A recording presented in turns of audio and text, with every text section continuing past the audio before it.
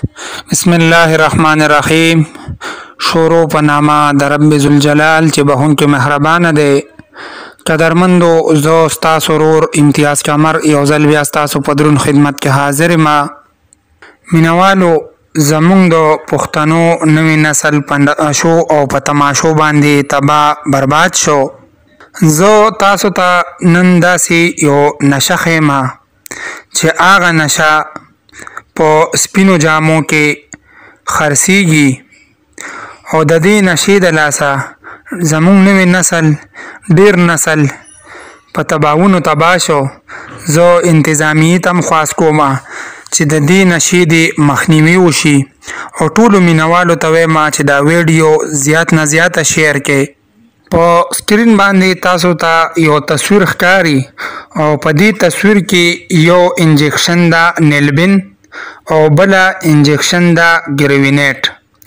دا نیلبین چې کوم انجکشن دا نو دا عام طور باندې په دردونو کې استعمالیږي او دا ګریوینیټ چې کوم انجکشن دا نو دا د اولټو انجکشن دا.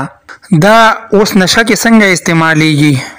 نو دا نیلبین چې کوم دا نو دا هو یو عام استن دا د دردونو او ګریوینیټ چې کوم دا د اولټو دا.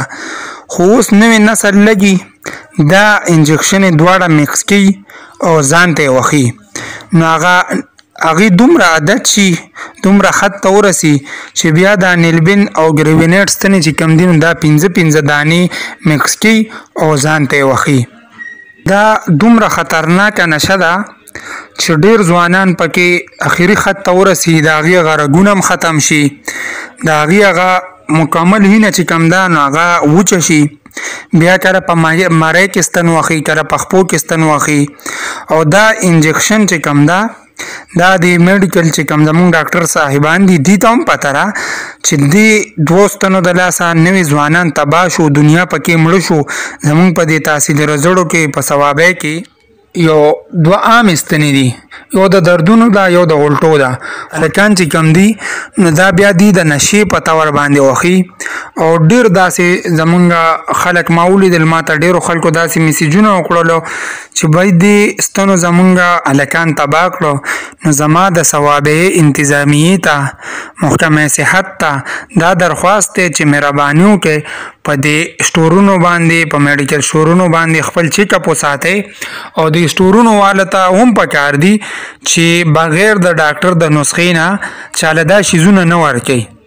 خو زه دا یو خبره ډیر په افسوس باندې کوم، زمونږ په ضلع ثوابۍ کې بس چې څوک هم میډیکل سټور ته ځي نو که د هغې هر قسمه دوایي پکاري بغیر د ډاکټر د چیټ نه هغې ورکوي. زما چې کوم د ثوابۍ انتظامیه ده، محکمه صحت چې کومه انتظامیه ده، هغې ته خواست کوم چې مهرباني وکړئ د ډاکټر د چیټ نه بغیر، د ډاکټر د نسخې نه بغیر داسې قسمه دوایانو ځوانانو له مه ورکوئ. میډیکل سټور والا د خپل د 100 روپو دپاره دا ستنې ځوانانو ته ورکوي او هغې د نشې په طور باندې استعمالي، هغې تباه شو، برباد شو.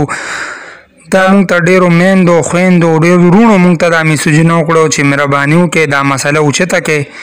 مینوالو دا ویډیو مخکې شیر کړئ.